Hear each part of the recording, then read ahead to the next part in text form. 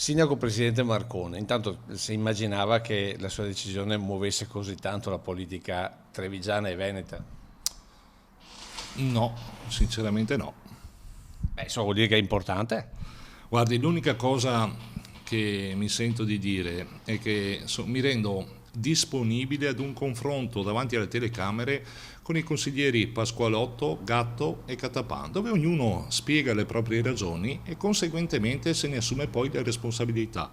Attacca direttamente tre dei suoi consiglieri, il sindaco dimissionario Stefano Marcone, e lo fa dagli uffici della sua azienda di trasporto, dove è tornato a lavorare a tempo pieno. Un attacco frontale, ma anche un modo per dire che l'elezione di Alberto Stefani alla segreteria della Liga non c'entra nulla con le sue dimissioni.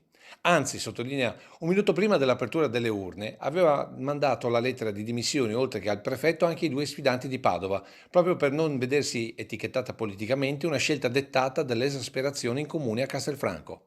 Io penso che nel momento in cui si è sotto ricatto la peggior cosa che si possa fare è cedervi. A mio modo di vedere sono meccanismi della Prima Repubblica e della peggior parte della Prima Repubblica, dove magari, non so, una questione non andava bene, piuttosto di tenere il numero legale si va a fare pipì, oppure è morta la nonna, c'è un raffreddore, le questioni da Prima Repubblica non mi appartengono. Certo, ammette Marcon, si può non condividere la scelta di Zaia di avallare un centro di cambio sesso regionale quando i casi ne richiederebbero al massimo uno per tutta Italia, così come le mezze aperture alla maternità surrogata. Ma qui il problema è solo e solamente interno alla maggioranza di Castelfranco. Cosa dice a Fratelli d'Italia che dicono che la sua decisione è dai responsabili? Dico che è proprio per una questione di responsabilità che dobbiamo affrontare questo problema, perché i cittadini abbiano le risposte che si attendono. Insomma, per Marcon la misura è colma, o come si dice in questi casi, il dado è tratto, o quasi.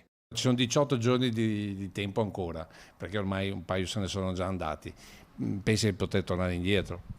Vediamo se accettano di confrontarsi pubblicamente. Mi piacerebbe tantissimo e credo sarebbe un'opportunità anche a loro, un'opportunità di chiarezza e di trasparenza nei confronti dei cittadini, e ci confrontiamo sui temi amministrativi.